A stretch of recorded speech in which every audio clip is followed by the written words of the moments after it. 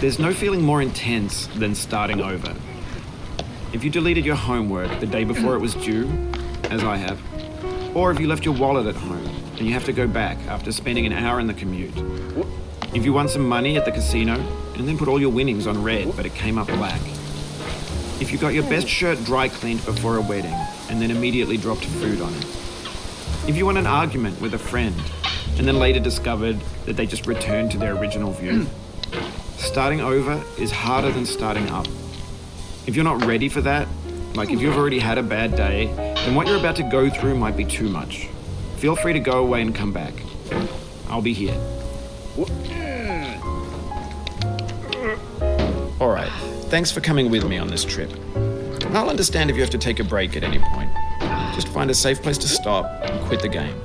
And don't worry, I'll save your progress, always, even your mistakes.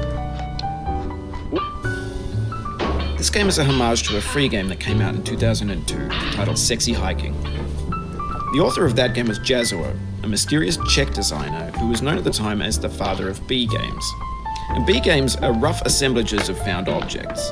Designers slap them together very quickly and freely, and they're often too rough and unfriendly to gain much of a following. They're built more for the joy of building them than as polished products. In a certain way, Sexy Hiking is the perfect embodiment of a B game. It's built almost entirely out of found and recycled parts, and it's one of the most unusual and unfriendly games of its time. In it, your task is simply to drag yourself up a mountain with a hammer. And that act of climbing, in the digital world or in real life, has certain essential properties that give the game its flavor. No amount of forward progress is guaranteed. Some cliffs are too sheer or too slippery. And the player is constantly, unremittingly in danger of falling and losing everything. Anyway, when you start Sexy Hiking, you're standing next to this dead tree that blocks the way to the entire rest of the game. It might take you an hour to get over that tree, and a lot of people never got past it. You prod and you poke at it, exploring the limits of your reach and your strength, trying to find a way up and over. And there's a sense of truth in that lack of compromise. Most obstacles in video game worlds are fake. You can be completely confident in your ability to get through them once you have the correct method or the correct equipment or just by spending enough time. In that sense, every pixelated obstacle in Sexy Hiking is real. The obstacles in Sexy Hiking are unyielding, and that makes the game uniquely frustrating. But I'm not sure Jazuo intended to make a frustrating game. The frustration is just essential to the act of climbing, and it's authentic to the process of building a game about climbing. A funny thing happened to me as I was building this mountain. I'd have an idea for a new obstacle, and I'd build it, test it, and it would usually turn out to be unreasonably hard. But I couldn't bring myself to make it easier.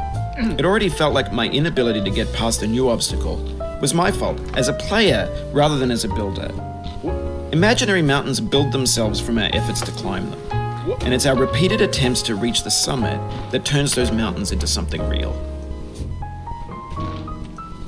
When you're building a video game world, you're building with ideas, and that can be like working with quickset cement. You mold your ideas into a certain shape that can be played with, and in the process of playing with them, they begin to harden and set until they're immutable, like rock. And at that point, you can't change the world.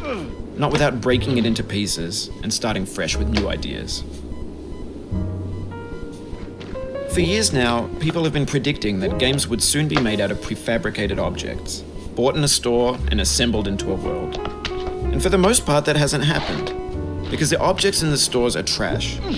I don't mean they look bad or that they're badly made, although a lot of them are. I mean they're trash in the way that food becomes trash as soon as you put it in the sink. Things are made to be consumed and used in a certain context, and once the moment is gone, they transform into garbage. In the context of technology, those moments pass by in seconds. Over time, we've poured more and more refuse into this vast digital landfill that we call the internet. It now vastly outnumbers and outweighs the things that are fresh and untainted and unused. When everything around us is cultural trash, trash becomes the new medium, the lingua franca of the digital age. And you can build culture out of trash. But only trash culture. B games, B movies, B music, B philosophy. Maybe this is what digital culture is. A monstrous mountain of trash, the ash heap of creativity's fountain. A landfill with everything we ever thought of in it. Grand, infinite, and unsorted. There's 3D models of breakfast, Gen X's fanfic novels, scan magazines, green screen Shia LaBeouf, banned stuff scenes on Live Leak. Facebook's got lifelike bots with unbranded adverts and candid shots of Kanye and Taylor Swift mashups, car crash epic failed GIFs, Russian dashcam vids, discussions of McRibs, discarded, forgotten, unrecycled, muddled, rotten, untitled. Everything's fresh for about 6 seconds, until some newer thing beckons, and we hit refresh. And there's years of persevering, disappearing into the pile, out of style, out of sight.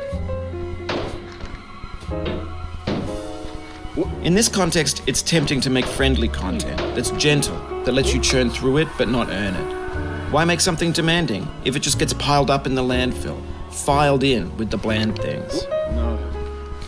What? Oh. When games were new, they wanted a lot from you.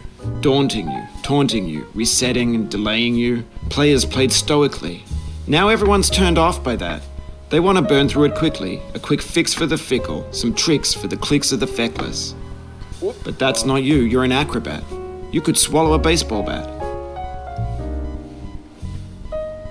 Now I know, most likely you're what?